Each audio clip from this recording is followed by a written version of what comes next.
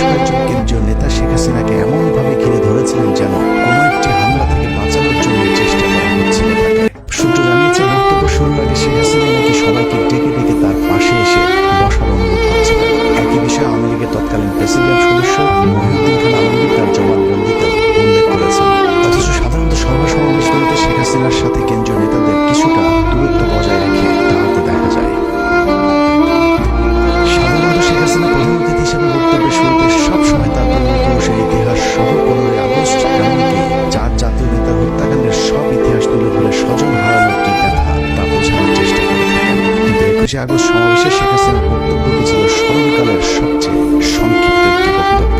18 থেকে 20 মিনিটের একটি বক্তব্য পেশ করার আগে শেখ হাসিনা যে ভাষণ দিয়েছিলেন তা ছিল খুবই অগোছালো এবং তার শারীরিক ভাষা দেখে মনে হচ্ছিল কিছু একটার জন্য তিনি অপেক্ষা করছিলেন। মজার বিষয় হল গ্রেনেড হামলাকারী এতটাই হাসিনার প্রতি অনুগত যে গ্রেনেড ছুঁড়ে মারার আগে শেখ হাসিনার পুরো বক্তব্য শেষ করার সুযোগ দিয়েছিলেন।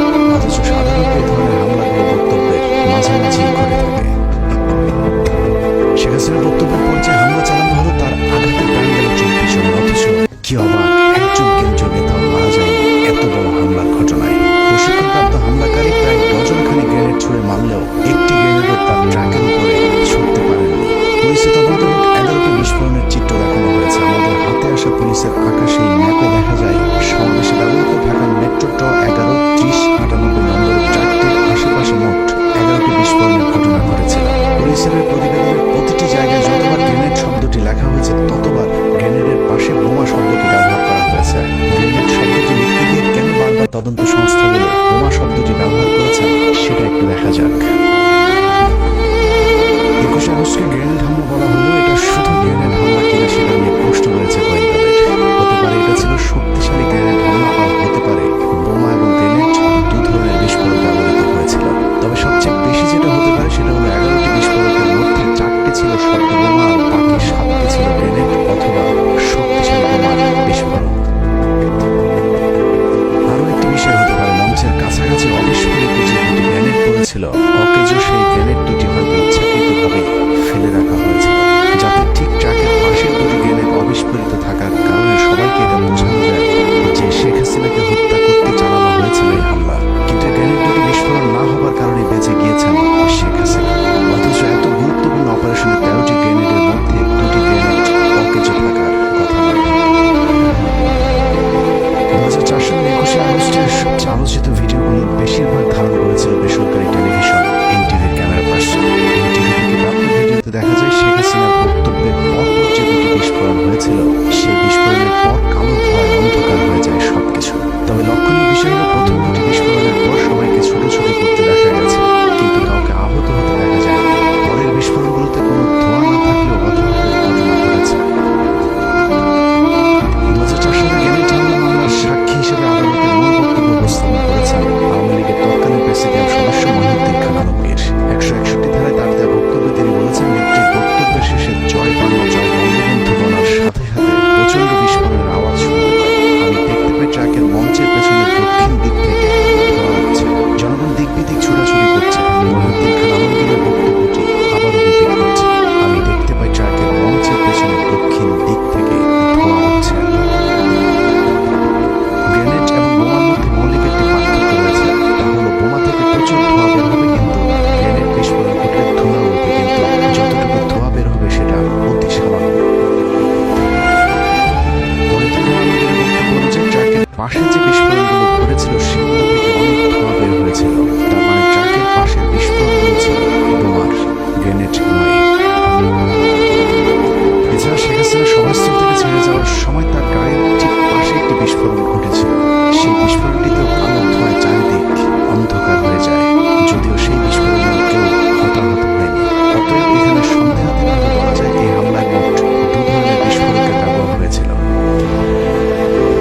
মহিউদ্দিন খান আলমগীরের বক্তব্যে আরও একটি বিষয় লক্ষণীয়, তিনি ধোঁয়া দেখেছেন সেই বিস্ফোরণের পর কেউ হতাহত হয়নি, বরং মানুষকে দিক বিদিক ছোটাছুটি করতে দেখেছেন। মঞ্চের এত কাছাকাছি গ্রেনেড বা শক্তিশালী বোমার বিস্ফোরণ হলে সেখানে তিনি মানুষকে আহত কিংবা রক্তাক্ত হয়ে পড়ে থাকতে দেখতেন। যেমনটা ট্রাক থেকে কিছুটা দূরে যে বিস্ফোরণগুলো হয়েছিল সেগুলোর ক্ষেত্রে ঘটেছিল। ট্রাক থেকে দূরে কর্মীদের উপর যেসব গ্রেনেডগুলোর বিস্ফোরণ হয়েছিল সেখানে বিস্ফোরকগুলো এতটাই শক্তিশালী ছিল যে অনেকের দেহের বিভিন্ন অংশ শরীর থেকে বিচ্ছিন্ন হয়ে গিয়েছিল। মহিউদ্দিন খান আলমগীরের বক্তব্য যদি বিশ্লেষণ করা যায় তাহলে এটা পরিষ্কার যে তিনি সমাবেশে 2 ধরনের বিস্ফোরকের ব্যবহার হয়েছিল। এক এক বিস্ফোরণে যখন মানুষের দেহ ছিন্ন ভিন্ন হয়ে যাচ্ছিল তার মাঝে শেখ হাসিনা ট্রাক থেকে নেমে বেশ কিছুটা দূরে হেঁটে গিয়ে তার নিজের গাড়িতে উঠেছিলেন। মজার বিষয় হল শেখ হাসিনা যখন গাড়িতে উঠছিলেন ওই সময়টুকু হামলাকারীরা আর একটি গ্রেনেডও ছুঁড়ে মারেনি। তবে আওয়ামী লীগের দাবি ওই সময়টুকু গ্রেনেড না ছুড়লেও বন্দুক দিয়ে গুলি চালানো হয়েছিল, কিন্তু আবারও ব্যর্থ প্রশিক্ষণপ্রাপ্ত হামলাকারীরা। আওয়ামী লীগের দাবি শেখ হাসিনাকে মারার জন্য হামলাকারীরা ডজনখানেক গুলি করলেও শেখ হাসিনার গায়ে একটিও লাগেনি। তাদের নাটক বিশ্বাসযোগ্য করে তুলতে শেখ হাসিনার গাড়ি সামনে পেছনে বেশ কয়েকটি গুলির দাগ বসানো হয়েছিল, যা ছিল আওয়ামী লীগের মহানাটকের অংশ। বিদেশিদেরকে মার্সিডিজ নিয়ে গল্প সাজানোর দায়িত্বটা ছিল সাবের হোসেন চৌধুরীর উপর, কিন্তু সমস্যা হলো এই নাটকটা ছিল অত্যন্ত নিম্নমানের পরিচালক দিয়ে তৈরি। শেখ হাসিনার মার্সিডিজ গাড়িতে যে গুলির চিহ্ন দেখানো হয়েছে সেটা যে মিথ্যে সেটা প্রমাণ করতে শেখ হাসিনার একই মডেলের মার্সিডিজ গাড়িতে পরীক্ষামূলকভাবে গুলি করার একটি ভিডিও দেখলেই বোঝা যাবে।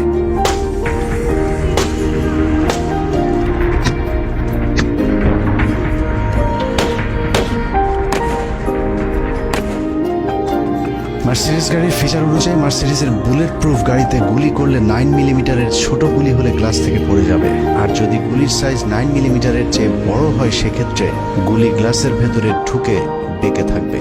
এছাড়া মার্সিডিজ গাড়িতে যদি গুলি করা হয় তাহলে যেখানে গুলি লাগবে তার চারপাশে গ্লাস খোলা হয়ে যাবে। কিন্তু শেখ হাসিনার গাড়িতে গুলির যে দাগ দেখানো হয়েছে সেটা স্পষ্টভাবে বোঝা যাচ্ছে যে ড্রিল মেশিন দিয়ে গুলির চিহ্ন বোঝানোর চেষ্টা করা হয়েছে। শেখ হাসিনার গাড়িতে যে কোনো গুলি লাগেনি সেটার আরো প্রমাণ রয়েছে।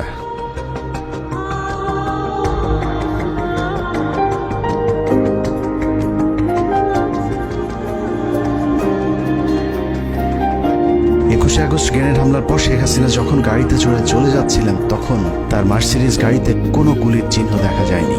আওয়ামী লীগের এসব গোজামিল দেখে মার্সিডিজ কোম্পানি এবং FBI সন্দেহ প্রকাশ করলে পরবর্তীতে সেই গাড়িটি আর কাউকে পরিদর্শনের সুযোগ দেওয়া হয়নি। আদালত থেকে গাড়িটি জব্দ করার আদেশ দিলে সবকিছু ফাঁস হয়ে যাবার ভয়ে সেই গাড়িটি পুড়িয়ে ফেলা হয়, যা অত্যন্ত সন্দেহজনক।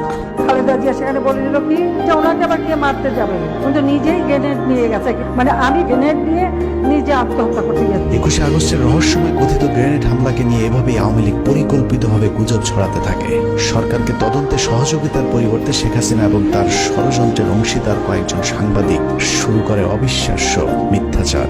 যারা করেছে তারা দেশের শত্রু, জাতির শত্রু, জনগণের শত্রু। সেই শত্রু যদি যেই হোক তাকে আমরা স্পেয়ার করবো না। এটা জাতির দুর্ঘটনা, যারা ওগুলো বিষয়বস্তুকে নিয়ে আসছে বর্তমান সংকটকে অন্যদিকে প্রভাবিত করার জন্য। আমরা আশা করবো সেন্টিমেন্টের বশবর্তী কথা না বললে প্রকৃত যারা অপরাধী তাদেরকে ধরার ব্যাপারে তারা সহযোগিতা করে, ঘটনা প্রকৃত আসামি ধরা বলো তারা আমাদের সহযোগিতা করে।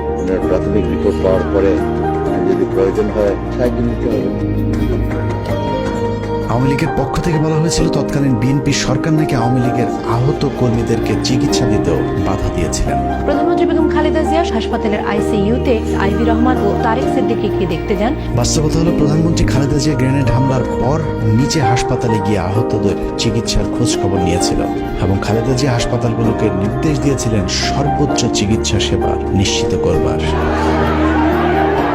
সরকারের বিরুদ্ধে অভিযোগ করা হয়েছিল নিহতদের লাশ নাকি পরিবারকে নিতে দেওয়া হচ্ছিল না। তারা আবার ইসলামের কথা বলে, অথচ আজকে লাশগুলি তারা দিচ্ছে না জানাজা পড়তে। বাস্তবতা হলো মরদেহের ময়নাতদন্ত শেষে সরকারি ব্যবস্থাপনাতে লাশ প্রতিটি পরিবারের কাছে পৌঁছে দেওয়ার ব্যবস্থা করেছিল তৎকালীন বিএনপি জামাত জোট সরকার। বিভিন্ন গণমাধ্যমে বলা হয়েছিল ঘটনার পর তড়িঘড়ি করে গ্রেনেডগুলো ধ্বংস করে দেওয়া হয়। এক্ষেত্রে নাকি আদালতের কোনো অনুমতিও নেওয়া হয়নি। মজার বিষয় হলো নির্বোধ এসব সাংবাদিকদের এতটুকু জ্ঞান নেই যে এ ধরনের বিপজ্জনক বিস্ফোরক ধ্বংসে কখনোই আদালতের আদেশের জন্য অপেক্ষা করতে হয় না। যে কোনো ধরনের বিস্ফোরক দ্রব্য পাওয়া গেলে আইন শৃঙ্খলা বাহিনীর প্রথম কাজ হলো তার নমুনা সংগ্রহ করে দ্রুত সেটা ধ্বংস করে ফেলা। এই ঘটনার ক্ষেত্রে একই কাজ করা হয়েছিল। এতক্ষণের যুক্তিতর্কে বাংলাদেশের চিহ্নিত ওইসব সাংবাদিকেরা যদি সত্যি বলে থাকে তাহলে আমি মিথ্যে বলছি, আর আমি যদি সত্যি হই তাহলে বিষয়টা ঠিক এমন দাঁড়াবে যে আওয়ামী লীগ ওই ঘটনা ধামাচাপা দেওয়ার চেষ্টা করেছে এবং শেখ হাসিনা নিজেই গ্রেনেড হামলার খবর আগে থেকেই জানতেন। শেখ হাসিনা আগে থেকেই জানতো কিনা সেটা জানতে আমরা শেখ পরিবারের ঘনিষ্ঠজন হিসেবে পরিচিত মেয়র হানিফের ছেলে সাইদ খোকনের একটি বক্তব্য শুনে আসবো। আমার প্রয়াত পিতা তার নির্দেশে আমি একটি বার্তা নেত্রীকে পৌঁছে দিয়েছি। সম্ভাব্য হামলা চূড়ান্ত হয়েছে। সাইদ খোকনের বাবা হামলার খবরটা ঠিকই জেনেছিলেন, কিন্তু সেই হামলাটা যে শেখ হাসিনাকে হত্যার জন্য নয় সেটা সাইদ খোকনের বাবা জানতেন না। তবে শেখ হাসিনা ঠিকই জানতেন কি ঘটতে যাচ্ছে 21শে আগস্ট, যে কারণে সাইদকে সেদিন শেখ হাসিনা বলেছিলেন এত ভয় করলে কি রাজনীতি চলে।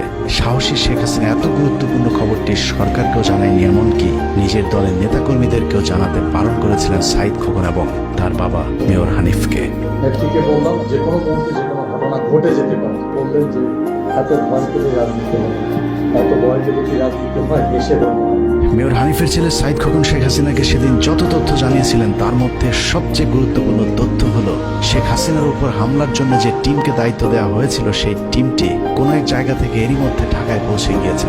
সম্ভাব্য হামলা চূড়ান্ত হয়েছে। সূত্র মতে হামলাকারী ঢাকার ভেতরে চলে এসেছে।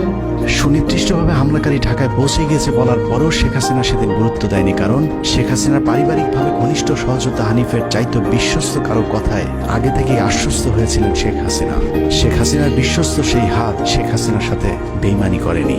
গ্রেনেডের আঘাতে সেদিন 24 জন মানুষের জীবন গেলেও শেখ হাসিনার গায়ে একটি গ্রেনেডও আঘাত করেনি। আওয়ামী লীগের তথ্য অনুযায়ী শেখ হাসিনাকে সব মিলিয়ে অন্তত 20 বার মারার চেষ্টা করা হয়েছে। বারবার আশপাশের লোকজন মরে, কিন্তু ভাগ্যক্রমে শেখ হাসিনা বরাবরই বেঁচে যায়। রাজনীতি করতে গিয়ে মৃত্যুর মুখে পড়তে হয়েছে শেখ হাসিনাকে। ভাগ্যক্রমে শেখ হাসিনার বারবার বেঁচে যাওয়ার শুরুটা হয় 1988 সালে 24শে জানুয়ারি চট্টগ্রামের লালদিঘি ময়দানে হামলার মধ্য দিয়ে। আর দলীয় জোটের কর্মসূচিতে পুলিশ এবং বিডিআর এর গুলিতে 7 জন নিহত হয়, কিন্তু শেখ হাসিনার গায়ে একটি গুলি টোকাও লাগেনি।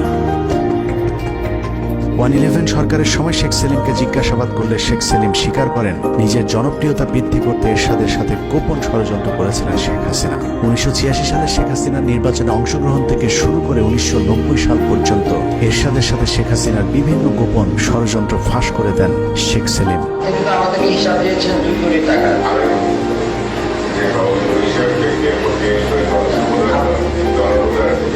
স্যার ওই দুটার ডিস্ট্রিবিউশনটা কি ছিল স্যার?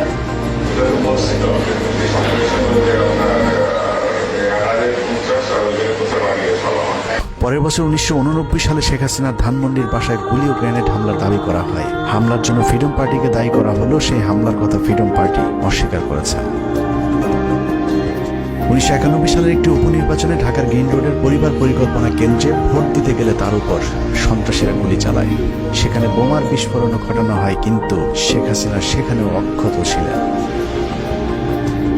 1994 সালের 20 সেপ্টেম্বর ঈশ্বরদী রেল স্টেশনে শেখ হাসিনাকে বহনকারী রেলগাড়িতে কথিত গুলির ঘটনা ঘটে। সেখানেও শেখ হাসিনাকে মারতে পারেনি হামলাকারীরা।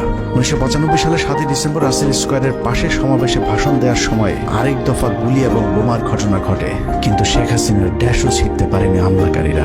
2003 সালে যে স্থানে গ্রেনেড হামলা চালানো হয়েছিল, একই স্থানে 1996 সালের 7 মার্চ উপলক্ষে সমাবেশে শেখ হাসিনার বক্তৃতার ঠিক পরপর মাইক্রোবাস থেকে বোমা এবং এলোপাতারি গুলি চালানো হয়েছিল।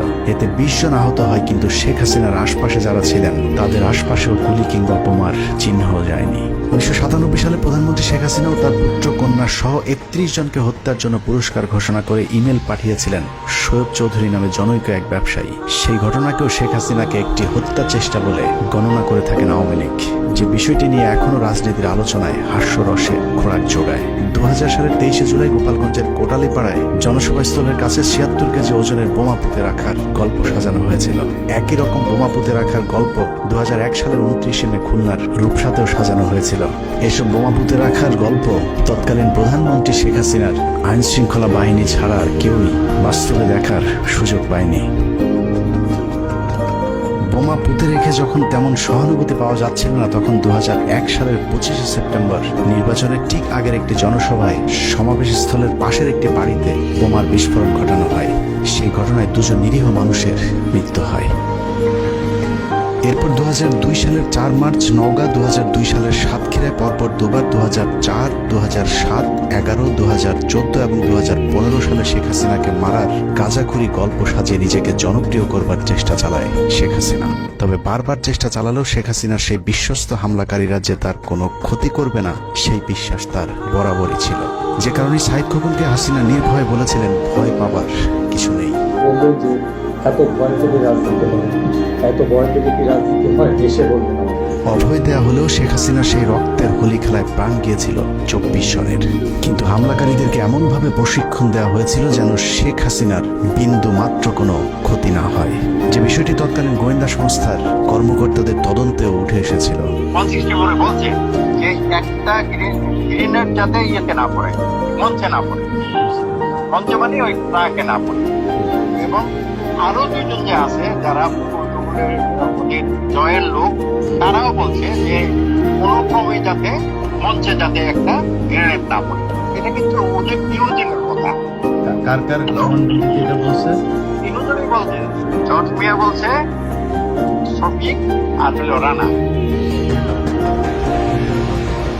21 আগস্ট নিয়ে আওয়ামী লীগের আরেকটি মিথ্যাচার হলো বিএনপি সরকার নাকি কোনো মামলা, তদন্ত কিংবা আলামত জব্দের কোনো কাজই করেননি। বাস্তবতা হলো 21 আগস্টের ঘটনার ঠিক পরদিন খালেদা জিয়ার নির্দেশে একটি বিচার বিভাগীয় তদন্ত কমিশন গঠন করেছিল। বিচারপতি জয়নুল আবদিন কমিশনকে দায়িত্ব দেওয়া হয় মামলাটির তদন্তপূর্বক প্রতিবেদন দাখিলের। 1 মাস 10 দিনের অক্লান্ত পরিশ্রমে 165 পৃষ্ঠার যে প্রতিবেদন জয়নুল আবেদিন জমা দিয়েছিলেন, সেটি যদি ঠিকঠাক মতো অনুসরণ করা হয় তাহলে 21 আগস্ট গ্রেনেড হামলার মূল ঘটনা বেরিয়ে আসবে। দীর্ঘ সেই প্রতিবেদনের একটি পর্যায়ে বলা হয়েছে, কমিশনের সংগৃহীত তথ্য প্রমাণ সন্দেহাতীতভাবে ইঙ্গিত করে 2004 সালের 21 আগস্টের ভয়াবহ গ্রেনেড হামলার পেছনে একটি শক্তিশালী বিদেশি গোয়েন্দা সংস্থা জড়িত ছিল। শক্তিশালী বিদেশি গোয়েন্দা সংস্থার নাম আসতে ভারত আন্দাজ করতে পারে কি ঘটতে যাচ্ছে।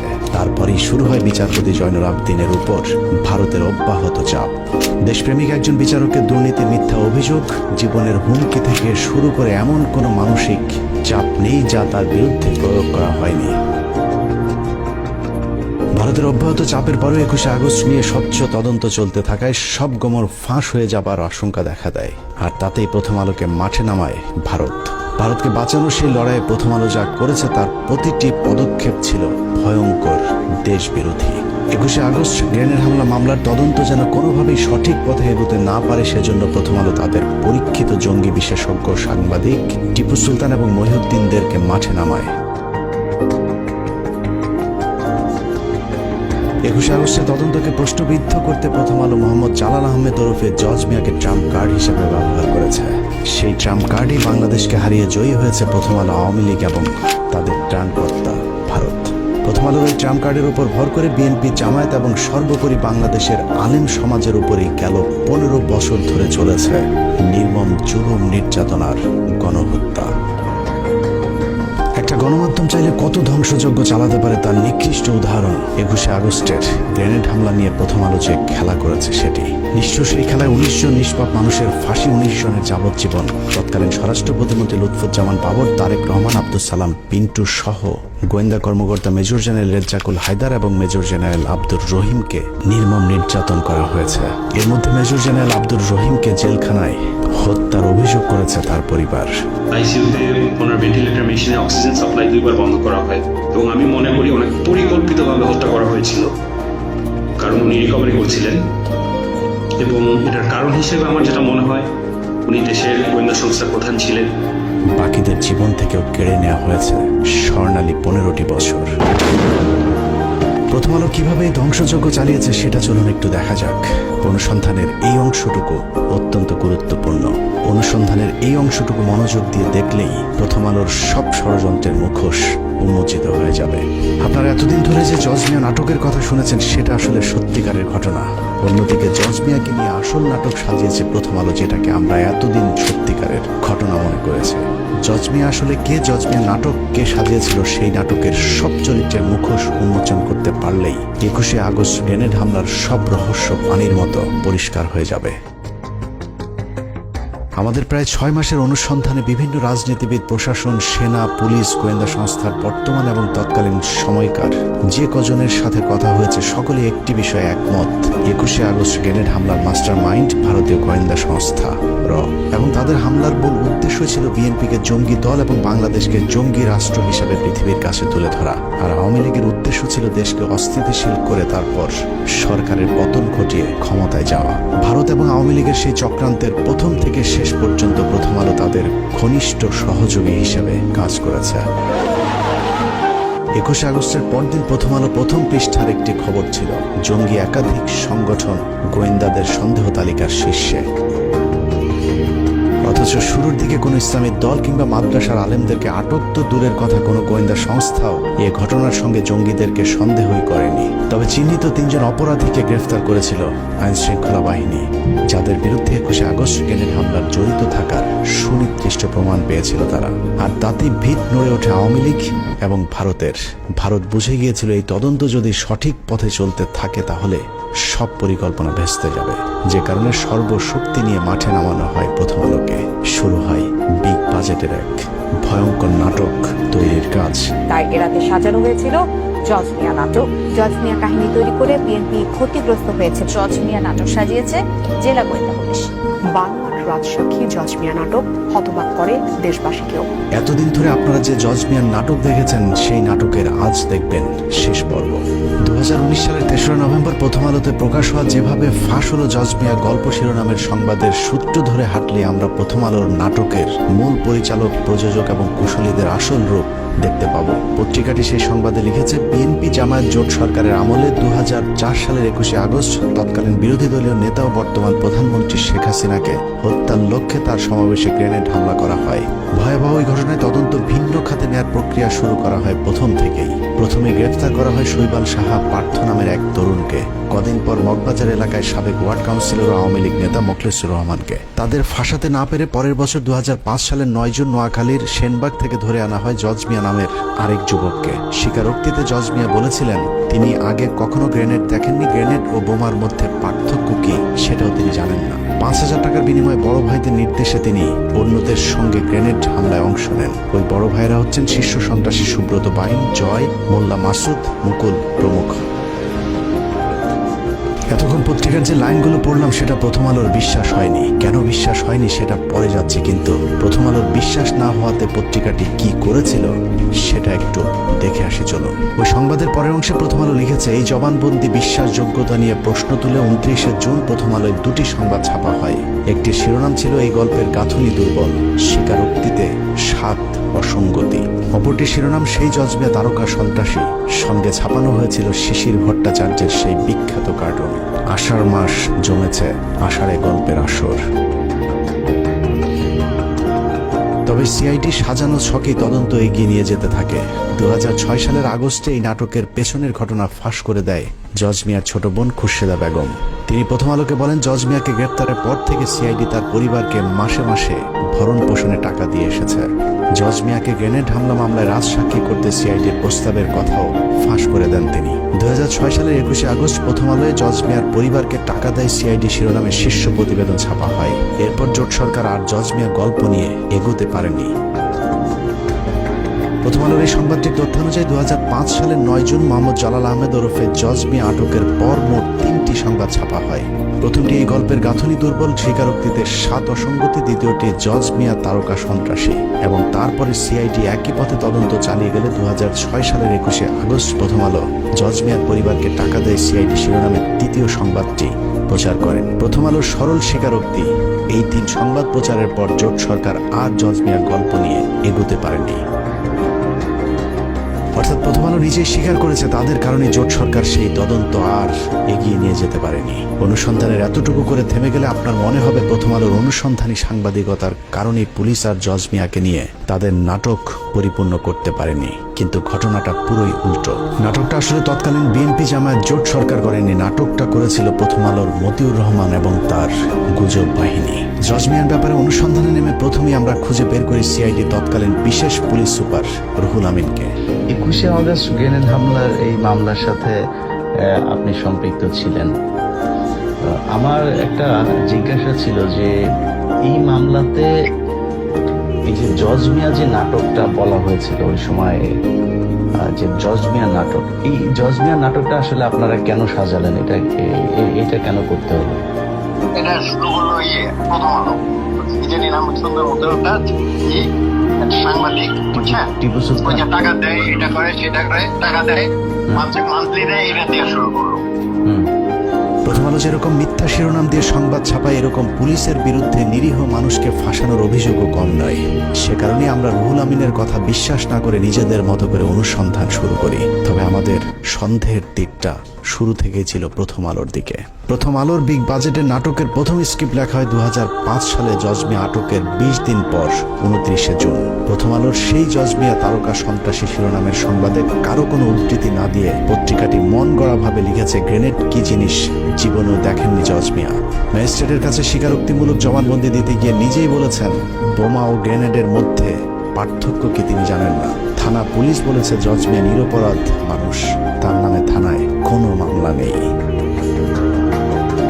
প্রথম আলো ঘোষিত জীবনে কোনোদিন গ্রেনেড না দেখা নিরীহ নিষ্পাপ মামলা মোকদ্দমা মুক্ত জজ মিয়া সম্পর্কে আমাদের অনুসন্ধানে অন্তত 5টি মামলার সন্ধান পেয়েছি আমরা। সূত্রাপুর থানায় ছিনতাইয়ের ঘটনায় অস্ত্র বিস্ফোরক দ্রব্য আইনের মামলায় 7 বছর সশ্রম সাজা হয়েছিল জজ মিয়ার। বিশেষ ট্রাইব্যুনালের মামলা নম্বর 736991। তেজগাঁ থানার 22 নম্বর মামলাটি জজ মিয়ার বিরুদ্ধে 2001 সালের 2রা সেপ্টেম্বর দায়ের করা হয়েছিল। সেই মামলায় 385, 324, 326 এবং 307 ধারার মতো ভয়ঙ্কর সব অভিযোগ আনা হয়েছিল প্রথম আলোর নিরীহ নিষ্পাপ জজ মিয়ার বিরুদ্ধে।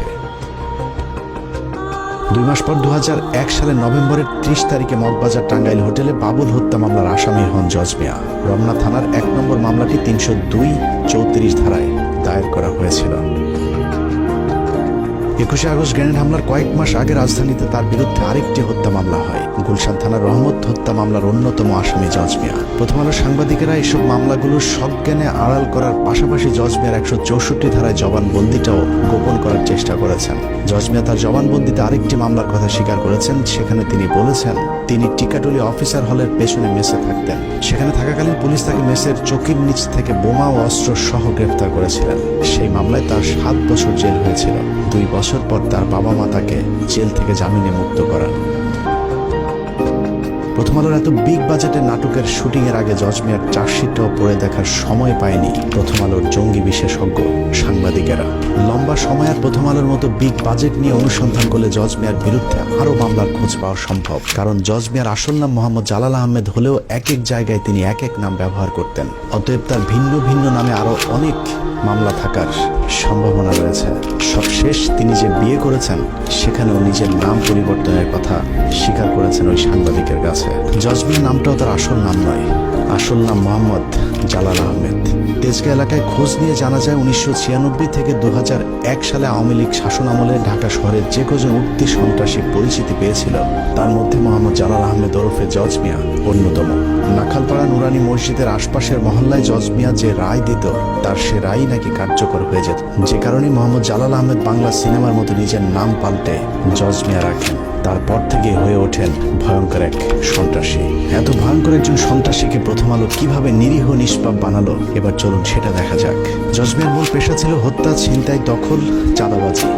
ভাড়াটে খুনি হিসেবে ওই সময়ের শীর্ষ সন্ত্রাসীদের কাছে মোহাম্মদ জালাল আহমেদ ওরফে জজ মিয়ার বিশেষ কদর ছিল। যদি প্রথম আলো শিখিয়ে দেওয়া সাক্ষাৎকারে জজ মিয়া নিজেকে সিডি ব্যবসায়ী হিসেবে পরিচয় দিয়েছিলেন। আমি সিটি ক্যাসেটের ব্যবসা করি, ছবি পোস্টারের ব্যবসা করি, দোকান আমার বঙ্গবন্ধু বিভিন্ন অবস্থায়। প্রথম আলোর সিডি বিক্রেতা জজ মিয়া যমুনা টিভিতে গিয়ে কিভাবে ফল বিক্রেতা হয়ে যায় এবার সেটা দেখা যাক। 2018 সালের 10 অক্টোবর যমুনা টিভির এক সাংবাদিককে দেওয়া সাক্ষাৎকারে প্রথম আলোর সিডি বিক্রেতা জজ মিয়া নিজেকে ফল বিক্রেতা হিসেবে পরিচয় দেন।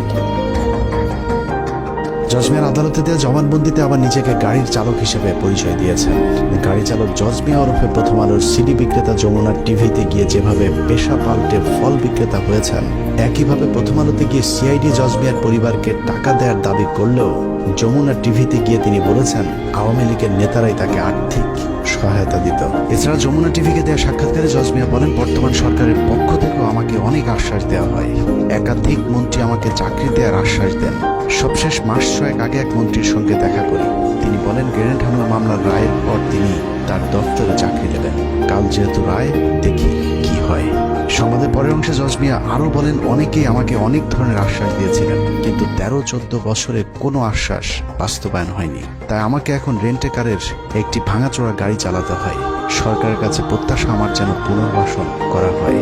যমুনা টিভির সাংবাদিককে দেওয়া সাক্ষাৎকারে সরকারের কাছে জজ মিয়ার যে আবদার, সে আবদারের পেছনে রয়েছে দীর্ঘদিনের এক নিবিড় সম্পর্ক। সেই সম্পর্ক কতটা গভীর সেটা দেখতে আবারও কিছুক্ষণের জন্য 2003 সালে যেতে হবে। 2003 সালে 29 অক্টোবর বেশ কিছু অস্ত্র মজুদ থাকার তথ্য আসে গোয়েন্দা সংস্থার কাছে।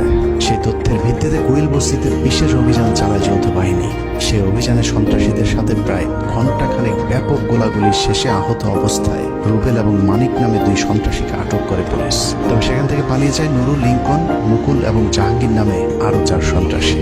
2003 সালে কুড়িলে কিন্তু আর যেটা বলা হয় 20টা গ্রেনেড, তারপরে 4-5টা অ্যাসল্ট রাইফেল বা AK-47 ব্যবহার করা হয়েছিল 21 আগস্টে, সেই একই পরিমাণে মানে 4টা অ্যাসল্ট রাইফেল, একটা সাবমেশিন গান, 20টা গ্রেনেড, কয়েকটা রিভলভার, এগুলো কিন্তু তারও 9 মাস আগে 2009 সালের 29 নভেম্বর তারিখে পুলিশের একটা অপারেশনে কুড়িল বস্তিতে এক জায়গায় পাওয়া যায়। সেখানে দুইজনকে, রুবেল এবং মানিককে ধরা হয়, যারা কিন্তু পরবর্তীতে 21 আগস্ট গ্রেনেড হামলার সময় কাস্টোডিতে ছিল। বাট ধরা যায় নাই 4 জনকে। তারা হচ্ছে জাহাঙ্গীর, নুরু, মুকুল এবং লিঙ্কন। 2003 সালে তারা ধরা পড়েনি। কুড়িলের ওই ঘটনা গোয়েন্দাদেরকে চরমভাবে আতঙ্কিত করে তোলে, কারণ আটক রুবেল এবং মানিকের স্বীকারোক্তি অনুযায়ী তুলির পরশ নামে একটি হিন্দু ব্যক্তির দোকান থেকে AK-47 রিভলভার, গান পাউডার, টাইম বোমার সাথে উদ্ধার করা হয়েছিল 20টি গ্রেনেড। তার চেয়েও ভয়ঙ্কর তথ্য হল রুবেল ও মানিক গোয়েন্দাদের কাছে স্বীকার করেছিলেন দেশে বড় ধরনের হামলা চালাতে ভারত থেকে আসা অস্ত্রের মজুত করা হচ্ছে। সে অস্ত্র দিয়ে কি ধরনের হামলা চালানো হবে তা সঠিকভাবে জানাতে না পারলেও ভারতীয় গোয়েন্দা সংস্থার সাথে আওয়ামী লীগ নেতা এবং তৎকালীন শীর্ষ সন্ত্রাসী জয়ের কলকাতায় একটি গোপন বৈঠকের খবর নিশ্চিত করেছিলেন রুবেল এবং মানিক। দেখেন যোগসূত্রটা কি, এই জিনিসটা কিন্তু পরবর্তীতে কখনো দেখা হয় নাই যে একই পরিমাণে গ্রেনেড, একই পরিমাণে অস্ত্র তার 9 মাস আগে পাওয়া গেছিল এক জায়গায়, এবং যারা হচ্ছে রাস্তার লেভেলের সন্ত্রাসী, যাদের হচ্ছে আওয়ামী লীগের যে বড় সন্ত্রাসী তাদের লোক, তাদের কাছে পাওয়া গেছিল এই জিনিসগুলো। আওয়ামী লীগের লোকজন, আওয়ামী লীগের সন্ত্রাসীদের হাতে। তো পরবর্তীতে 11 সরকার বা হাসিনা সরকার যখনই তদন্ত করছে, তারা কিন্তু এই জায়গাটাতে লিঙ্ক করার চেষ্টা করেন। এবার লিঙ্ক করাটা জরুরি, বিকজ মুকুল এবং জাহাঙ্গীর এই দুইজনকে তো ধরা গেছিল, নুরু এবং লিঙ্কনকে ধরা যায় নাই 2004 সালে যখন তদন্ত শুরু হয়। ইতিহাসে প্রথমবারের মতো সন্ত্রাসীদের হাতে এ ধরনের হ্যান্ড গ্রেনেড উদ্ধারের পর গোয়েন্দাদেরকে গভীরভাবে ভাবিয়ে তোলে, যে কারণে আইনশৃঙ্খলা বাহিনী সর্বোচ্চ সতর্ক অবস্থানে চলে যায়। এরপর থেকে দেশে যে কোনো কর্মসূচির উপর বিশেষ নজরদারি শুরু করে গোয়েন্দা সংস্থাগুলো। 2003 সালের শেষ দিকে কুড়িলের ঘটনার পর 2004 সালের শুরুতে আওয়ামী লীগের তৎকালীন সাধারণ সম্পাদক 2004 সালের 30 এপ্রিলের মধ্যে বিএনপি জামাত জোট সরকারকে ক্ষমতাচ্যুত করতে বিশেষ ট্রাম্প কার্ড খেলার ঘোষণা দিয়েছিলেন। জলিলের সেই ঘোষণার পর থেকে দেশের রাজনীতিতে চরম উত্তেজনা বিরাজ করছিল। কিন্তু 30 এপ্রিল মানিক মিয়া অ্যাভিনিউতে প্রশিকার 3 দিনব্যাপী কর্মসূচি ছাড়া আওয়ামী লীগ কোনো কর্মসূচি দেয়নি, যে কারণে গোয়েন্দারা প্রশিকার সেই কর্মসূচি ঘিরেই ব্যাপক কঠোর অবস্থানে গেলে সেদিন আর জলিলের সেই ট্রাম্প কার্ড কাজে লাগেনি। 2007 সাল পর্যন্ত আওয়ামী লীগের সেই ট্রাম্প কার্ড সম্পর্কে সবাই অন্ধকারে ছিল। 11 সরকারের সময় জলিলকে আটকের পর জিজ্ঞাসাবাদ করলে জলিল জানায়, প্রশিকার ওই কর্মসূচিকে কেন্দ্র করে 10 লাখ মানুষ ঢাকায় আনার পরিকল্পনা ছিল আওয়ামী লীগের। সেই মিটিংকে কেন্দ্র করে একটি নৈরাজ্যকর পরিস্থিতির সৃষ্টির পর সরকার পতনের পরিকল্পনা ছিল তাদের। প্রশিকার ওই কর্মসূচিকে ঘিরে বড় ধরনের হামলা চালিয়ে উত্তেজিত জনতাকে নিয়ে সংসদে ঢুকে পড়ার পরিকল্পনা ছিল আওয়ামী লীগের। জিজ্ঞাসাবাদে আব্দুল জলিল আরো জানান, বিএনপির তৎকালীন মহাসচিব আব্দুল মান্নান ভূঁইয়া, মাহিবি চৌধুরী, আবু হেনা সহ বিএনপির মোট 70 জন এমপির ওই দিন আওয়ামী লীগে যোগদান করার পর আওয়ামী লীগের নেতৃত্বে সরকার গঠনের পরিকল্পনা ছিল। আব্দুল জলিলের সেই ট্রাম্প কার্ড ব্যর্থ হওয়ার কারণ হিসেবে নিজেদের মধ্যে কোঅর্ডিনেশনের অভাবকে দায়ী করেছিলেন আওয়ামী লীগের সাধারণ সম্পাদক আব্দুল জলিল। যাই হোক, জলিলের সেই ট্রাম্প কার্ড যদি কাজে লাগতো তাহলে ওই দিনই 21 আগস্টের মতো আরেকটি ঘটনা ঘটতে পারত, কিন্তু গোয়েন্দা সংস্থার কারণে তা ব্যর্থ হয়, যে কারণে 21 আগস্ট গোয়েন্দা সংস্থাকে বোকা বানিয়ে হঠাৎ করে সমাবেশের স্থান পরিবর্তন করে আওয়ামী লীগ। গোয়েন্দা সংস্থা আগে থেকে নিরাপত্তা নিশ্চিত করতে না পারার কারণে আওয়ামী লীগ নির্বিঘ্নে গ্রেনেড হামলা চালাতে সমর্থ হয়েছিল। মিটিংটা শুরু হওয়ার কথা ছিল মুক্তাগড়ে 3টায়, কিন্তু সাধারণত ওনাদের মিটিং 3টায় বলা থাকলেও ওনাদের কর্মী নেতৃবর্গ আগে চলে আসেন। মিনিমাম 3 ঘন্টা আগে ওদের মিটিংয়ের প্রাথমিক কার্যক্রম শুরু হয়ে যায়। তো সেই হিসেবে 12টায় ওখানে আমাদের হিসাবে শুরু হওয়ার কথা ছিল, কিন্তু সেটা ওখানে আমরা 1টা দিকে যখন দেখলাম যে মিটিংয়ের কোনো কিছু দেখা যাচ্ছে না, তখন আমরা খুঁজে জানতে পারলাম যে এখানে মিটিং অলরেডি শুরু হয়ে গেছে। 21 আগস্ট গ্রেনেড হামলার মাধ্যমে গোয়েন্দা সংস্থাকে কিছুটা বোকা বানানো গেলেও ঘটনার মূল রহস্য উদ্ঘাটন করতে গোয়েন্দাদের খুব বেশি সময় লাগেনি, কারণ 21 আগস্ট ব্যবহৃত গ্রেনেড এবং কুড়িল বস্তিতে উদ্ধার করা সেই গ্রেনেড একই ধরনের হওয়াতে গোয়েন্দারা দ্রুত 2003 সালে কুড়িল অভিযানে পালিয়ে যাওয়া অন্য আসামিদের মধ্যে মুকুল ও জাহাঙ্গীরকে আটক করেন। তাদের মধ্যে মুকুল তার স্বীকারোক্তিতে জানায় গ্রেনেড হামলায় অংশ নেয়া ভাড়াটে আরেকজন সন্ত্রাসীর নাম জজ মিয়া। শীর্ষ সন্ত্রাসী মুকুলের দেওয়া তথ্যের ভিত্তিতেই জজ মিয়াকে আটক করা হয়। প্রথম আলোর দৃষ্টিতে যিনি নিরীহ এবং নিষ্পাপ। প্রথম আলো তাদের সংবাদে লিখেছে, জজ মিয়ার গ্রামের বাড়িতে খোঁজ নিয়েছে এবং সেখানে গিয়ে তার ব্যাপারে যার কাছে জানতে চেয়েছে সেই নাকি জজ মিয়াকে নিরীহ নিষ্পাপ দাবি করেছে। আমরাও জজ মিয়ার খোঁজে তার গ্রামের বাড়ি সেনবাগে গিয়েছিলাম। জজ মিয়া কেমন মানুষ ছিল সেটা বলা তো দূরের কথা, জজ মিয়া বেঁচে আছে নাকি মরে গেছে সেটাও জানে না তার গ্রামের মানুষ।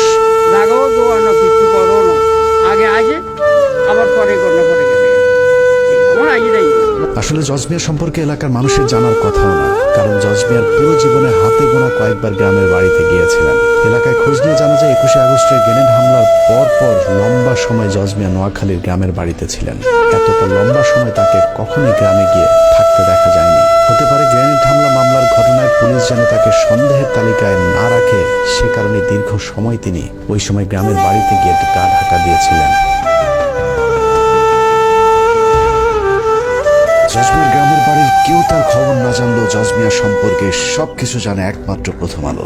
আগে বলেছি, আমাদের সন্দেহের দিকটা ছিল প্রথম থেকে প্রথম আলোর দিকে, কিন্তু সেই সন্দেহ দূর করতে হলে প্রথম আলো যেই জজ মিয়াকে ট্রাম্প কার্ড হিসাবে ব্যবহার করেছে সেই জজ মিয়াকে খুঁজে বের করা জরুরি।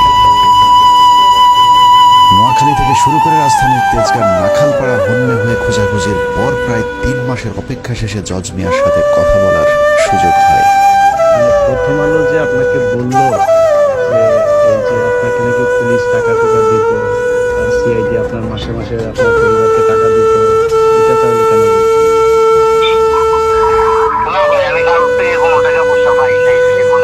মোহাম্মদ জালাল আহমেদ ওরফে জজ মিয়ার সাথে কথা বলে আমরা যা জেনেছি তা এতদিন ধরে যা জানতাম তার 180 ডিগ্রি উল্টো। যে প্রথম আলো জজ মিয়ার পরিবারকে সিআইডি টাকা দিয়েছে বলে মিথ্যে সংবাদ প্রচার করেছে, বাস্তবে সেই প্রথম আলোই জজ মিয়াকে 2 লাখ টাকা এবং চাকরির প্রলোভন দেখিয়ে মিথ্যে সাক্ষী নিয়েছেন। প্রথম আলো আপনাকে কি কি সুযোগ সুবিধা দিয়েছে, কি কারণে প্রথম আলোর কথায় আপনি সব জায়গায় যাইতেন, প্রথম আলো অফিসে যাইতেন? প্রথম আলো আপনাকে কখনই কোনো টাকা পয়সা দেয়নি?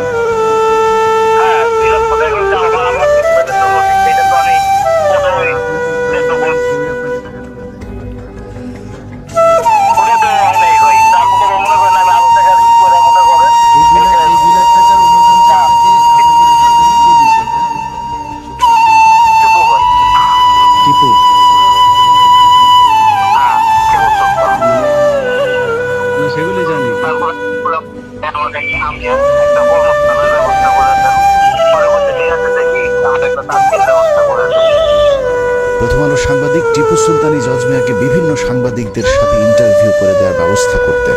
ওইসব সাংবাদিকদের সাথে কি বলতে হবে সেটাও ঠিক করে দিতেন প্রথম আলোর জঙ্গি বিশেষজ্ঞ সাংবাদিক টিপু সুলতান। প্রথম আলোতে এমনিতে কে আপনার সাথে যোগাযোগ করতেন?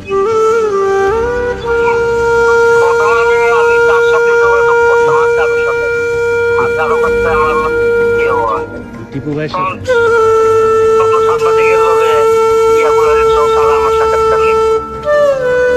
মানে টিপু ভাই আপনাকে সবার সাথে সাক্ষাৎ করাই দিত, তাই তো?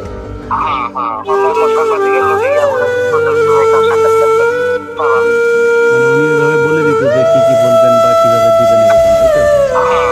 জজ মিয়াকে তার নিজের মামলার বিষয়ে প্রশ্ন করা হলে প্রথমে অস্বীকার করলো, পরে মামলার কথা আমাদের কাছে স্বীকার করেছেন। প্রথম আলো কি জানতো না যে আপনার নামে যে মামলা ছিল তখনও থানায়? না, আমার নামে তখনও থানায় কোনো মামলা ছিল না। আমার দেশে এখনো ওই যে আপনি যেই মামলাতে 2 বছর জেল খাটলেন, ওই মামলাটা কি তখন ছিল না আগে? ওটা ছিল আগে, ঠিক আছে। পরে ওই মামলা আমি হাইকোর্টের পরে জামিন হয়ে পরে এটারে খালাস। আর ওই যে তেজগাঁ থানার মামলা, ওইটা ওই গুলশান থানার মামলাটা, ওই হত্যা মামলাটা,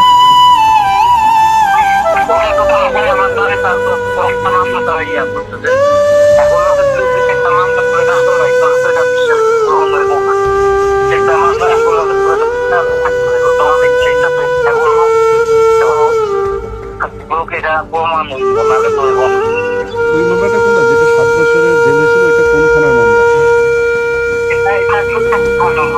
এভাবেই চিহ্নিত একজন সন্ত্রাসীকে নিরীহ নিষ্পাপ বানিয়ে দেশের ইতিহাসে ন্যাক্কারজনক একটি ঘটনার তদন্তকে প্রশ্নবিদ্ধ করেছে প্রথম আলো। কেন, কার স্বার্থে প্রথম আলো এই ভয়ঙ্কর নাটক সাজিয়েছিল তার জবাব তাদেরকে দিতে হবে। দ্রুত 21শে আগস্ট মামলার পুনঃতদন্ত শুরু করে জজ মিয়া এবং প্রথম আলোর যেসব সাংবাদিক এই দেশ বিরোধী ভয়ঙ্কর চক্রান্তের সাথে জড়িত তাদেরকে গ্রেফতার করে আইনের আওতায় আনতে হবে। আমরা প্রথম আলো বন্ধ করতে চাই না। সাংবাদিকতার নামে যারা হাজার হাজার মানুষের জীবন নিয়ে খেলেছে তাদের বিচার চাই এবং সেটা করতে হবে। বিএনপি সরকার বেগম খালেদার নেতৃত্বে তার এই ঘটনার কোনো তদন্ত করতে দেয়নি, বিচার তো দূরের কথা, বরং তারা এই ঘটনাকে উল্টো মুখে চালিয়ে এই সব দায় আওয়ামী লীগের উপরে দেওয়ার চেষ্টা করে। শুধু আওয়ামী লীগ না, একই সঙ্গে আমাদের প্রতিবেশী ভারতকে জড়ানোর চেষ্টা করা হয়েছে। এতক্ষণ অনুসন্ধানে যা দেখানো হলো, চলুন কিছুক্ষণের জন্য তা ভুলে যাই। মনে করুন প্রথম আলোর সাংবাদিকেরা জজ মিয়ার পরিবারকে কিছুই শিখিয়ে দেয়নি। জজ মিয়ার বোন এবং মা যা বলেছেন প্রথম আলো হুবহু সেটাই তুলে ধরেছেন এবং সেই সংবাদের উপর বিশ্বাস করেই আদালত জজ মিয়াকে মামলা থেকে অব্যাহতি দিয়েছেন। গল্পটা যদি এখানেই শেষ হয়ে যেত তাহলে সমস্যা ছিল না, কিন্তু এই গল্পের পরের অংশ চরম নিষ্ঠুর, অমানবিক।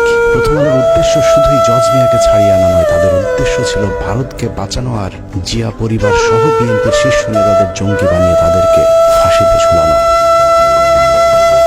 জজ মিয়াদেরকে বাঁচানোর পর শুরু হয় ইতিহাসের জঘন্যতম মিথ্যাচার। বিএনপিকে নিশ্চিহ্ন করে দেওয়ার সেই অভিযানে প্রথম আলো অনেক দূরে গিয়ে গিয়েছিল। একের পর এক প্রথম আলো সংবাদ ছেপেছে আর সরকার প্রথম আলোর ইচ্ছে মতোই তদন্ত করে বিচারিক হত্যাকাণ্ডের পথ সুগম করেছে।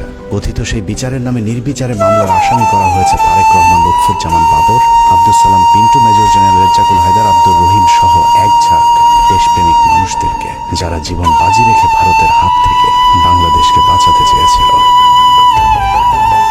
2018 সালের 10 অক্টোবর দিনটি ছিল প্রথম আলোর বিজয়ের দিন। তাদের দীর্ঘ 14 বছরের ষড়যন্ত্রের ফসল ওই দিন ঘরে উঠেছিল।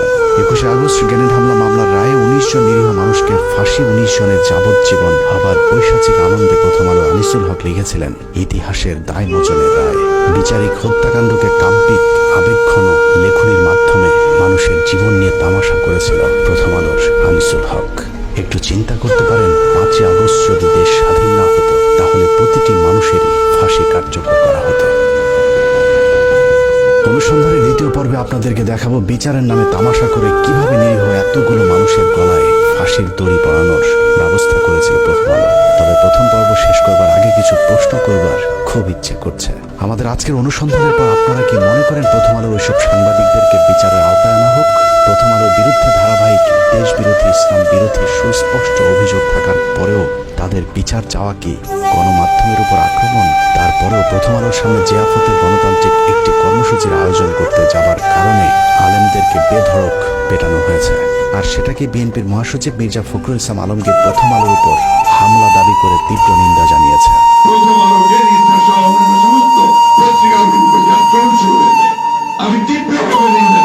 মির্জা ফখরুলের ওই দিনের বক্তব্যের সবচেয়ে ভয়ঙ্কর অংশ ছিল তিনি বলেছিলেন এই বাংলাদেশ নাকি তিনি 5 তারিখের আগে কখনোই দেখেননি।